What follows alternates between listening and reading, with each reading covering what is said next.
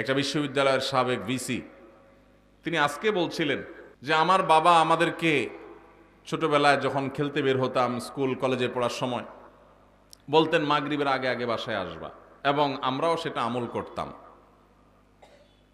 এসে মাগরিবের নামাজ পড়তাম, পড়ে পড়ালেখা করতে বসতাম। আমার ছেলেকে আমি একই কথা বলছি, আমার মনে আছে আমার বাবা কি বলেছেন আর আমি কি রিঅ্যাক্ট করেছি আমি জানি। এখন ছেলেকে বললাম একই কথা, বাবা মাগরিবের আগে বাসায় আসতে হবে। ছেলে আমাকে জবাবে বলছে, কেন বাবা, কেন মাগরিব পর আসতে হবে, ওয়াই? আমার বন্ধু বান্ধব সবাই তো মাগরিব পর পর্যন্ত খেলে, কই কারোর বাসা থেকে তো এত চাপ দেয় না, তুমি এত জোরাজোরি করো কেন? তো আমি তার কথা শুনে বললাম, আপনার বাবা, ওই ভদ্রলোককে বললাম, আপনার বাবা আপনাকে এত বেশি খাবার নিয়ে পিছনে পিছনে দৌড়াইতে পারে নাই, আপনি আপনার ছেলে পিছনে যতটা দৌড়াইছেন। উনি বলেন সঠিক। আমি বললাম, আপনার বাবা আপনাকে প্রতিবেলা এত মাছ গোশ খাওয়াইতে পারে নাই, আপনি আপনার ছেলেকে যত বেশি মাছ গোশ খাওয়াইতে পারছেন।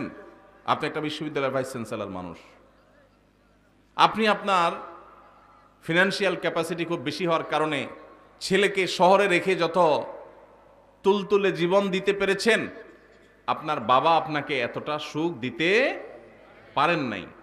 কিন্তু আপনার বাবার আপনি অনুগত সন্তান ছিলেন, বাবার চোখ জুড়িয়েছেন, নয়ন জুড়িয়েছেন, অন্তরকে শীতল করেছেন, আর আপনার সন্তানটা কিন্তু আপনার অন্তরকে শীতল করতে পারে নাই।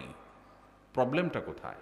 আমরা যারা আমাদের বয়সী যারা আছেন এখানে, বা আরো যারা সিনিয়র মুরব্বীরা আছেন এখানে ৪৫, ৫০ বা আরো উপরে, আমাদের অনেকের বাবা মা তিন বেলা ভালো করে খাবার দেওয়া আমাদেরকে তাদের জন্য কষ্টকর ছিল। কিন্তু এরপরেও আমরা বাবা মার প্রতি এতটা অনুগত, বাবা মাকে আমরা অনেক ফিল করি, অনেক মিস করি, বেঁচে থাকলেও ফিল করি, আর মরে গেলে আরো বেশি মিস করি, ফিল করি। কিন্তু এখনকার যে আমাদের সন্তানরা, এই সন্তানরা আমাদের বাবা মা আমাদের জন্য যতটা করতে পেরেছেন, এদের জন্য আমরা এর ৩ গুণ করার পরও তারা আমাদের বাবা মার প্রতি আমরা যতটা অনুগত, আজকালের সন্তানরা আমাদের প্রতি ততটা অনুগত না। কারণটা কি ভাইরা আমার? সবই তো দিয়েছি, সবই দিয়েছি। আমার বাবা মা যা দিতে পেরেছে আমি তার চেয়ে বেশি দিয়েছি। তাহলে কৃতজ্ঞতা আদায় করতে গিয়েও তো অন্তত আমি আমার বাবার মধ্যে যতটা অনুগত, সন্তান আরো বেশি অনুগত হওয়ার কথা ছিল, কিন্তু হচ্ছে না। এর কারণ কি? এর কারণ বিশ্লেষণ করা অনেক লম্বা আলোচনার ব্যাপার। একক কোনো কারণ এখানে বলা কঠিন, অনেকগুলো কারণ রয়েছে। এর ভিতরে একটা কারণ হলো আমাদের এই সমাজ ব্যবস্থা, এটা পশ্চিমা সংস্কৃতি দ্বারায় এত বেশি প্রভাবিত হয়ে গেছে যে আমাদের সন্তানরা এখন তারা এদেশীয় সংস্কৃতি, এদেশে মানুষের কৃষ্টি, কালচার, সভ্যতা, এদেশের মানুষের তাহজিব, তামাদ্দুন এবং অ্যাজ এ মুসলিম ইসলামের যে কৃষ্টি কালচার, সেই জায়গা থেকে অনেক দূরে সরে গেছে। আমাদের তরুণদের একটা বড় অংশ তারা বিপদগামিতার দিকে চলে গেছে। এর কারণ যেমন পশ্চিমা সংস্কৃতির আগ্রাসন আছে, নাটক সিনেমার নামে, বিনোদনের নামে যেগুলো দেখছেন সারাক্ষণ, আপনার ভেতরের জগৎকে পরিবর্তন করে দিচ্ছে। সেগুলো আপনার ঈমান, আমল, চিন্তাধারা সবকিছুকে প্রভাবিত করে নিজের অজান্তে চেঞ্জ করে দিচ্ছে। আপনি মুসলমান থাকছেন নামে আর খোলসে, ভেতর থেকে আপনাকে পরিবর্তন করছে, আপনি টেরও পাচ্ছেন না। আপনার সন্তানকে আপনি শিক্ষা দিচ্ছেন, স্কুল, কলেজে, ইউনিভার্সিটিতে শিক্ষা নিতে গেছে যে সন্তান, সেখান থেকে শিক্ষার উপরে ভর করে পশ্চিমা যে সংস্কৃতি আসছে সেটাও সে ধারণ করেছে, শিক্ষিত হচ্ছে, পাশাপাশি সে পশ্চিমা ধ্যান ধারণায় বিশ্বাসী হচ্ছে। এর ফলশ্রুতিতে ইসলামের যে ট্র্যাক, ইসলামের যে সুমহান শিক্ষা, সেই শিক্ষা থেকে বঞ্চিত হয়ে ধ্বংস হয়ে যাচ্ছে। এর অনেক কারণের ভিতরে একটা কারণ হলো সন্তানকে আপনি সেইভাবে হালাল খাবার খাওয়াতে পারতেছেন না আপনার বাবা মা যেটা আপনাকে খাওয়াতে পেরেছে। আপনার বাবা মা অনেক কষ্ট করে অল্প খাওয়াইছেন, কিন্তু হালাল খাওয়াইছেন, তার বরকত ছেলের মধ্যে আপনি পাইছেন।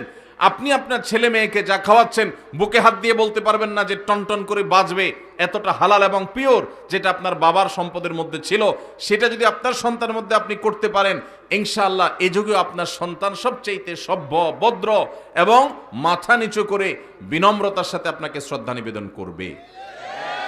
এজন্য সন্তান খাইলো কি খাইলো না এটার জন্য যতটা মরিয়া মায়েরা, এর চেয়ে বেশি মরিয়া হবেন সন্তানের পেটে হালাল ঢুকছে নাকি হারাম ঢুকছে বিষয়টা নিয়ে। মায়েরা খাবারের বাটি নিয়ে নিয়ে পিছনে পিছনে ঘুরে, বাবা খা খা। বাবা জিকির করতে করতে বেচারের মুখ দিয়ে ফেনা উঠে যায়, ঘুরতে ঘুরতে শেষ। ছেলে খাবে না, উল্টা ঝাড়ি মারে। ভাবখানা এমন, খাইলে মায়ের স্বাস্থ্য ভালো হবে। আসলে কি তাই? মা বাবা আদর করেন, স্নেহ করেন সন্তানদেরকে, সেজন্য কষ্ট করে হলেও সন্তানকে ভালো জিনিসটা খাওয়াতে চেষ্টা করেন। যদিও আমাদের মায়েদের এই চেষ্টাটা আরো বেশি প্রশংসনীয় হবে যদি মায়েরা যতটা চেষ্টা করেন বাচ্চাকে খাওয়ানোর জন্য, এর চেয়ে বেশি চেষ্টা যদি করতেন হালাল খাবার দিচ্ছেন কিনা সেই বিষয়ে মনোযোগ দিতে, তাহলে এই সন্তান শুধু সন্তান হতো না, এটা ফেরেশতা হতো। এই সন্তান বাবা মার সবচেয়ে বাধ্যগত সন্তান হতো। এই সন্তান নয়ন জোড়ানোর মতো সন্তান হতো। এখন আমাদের ঘরে ঘরে কুলাঙ্গার সন্তান ভরে গেছে।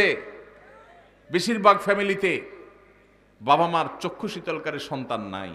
আসুন্নাহ ফাউন্ডেশন, উম্মার স্বার্থে সুন্নাহর সাথে।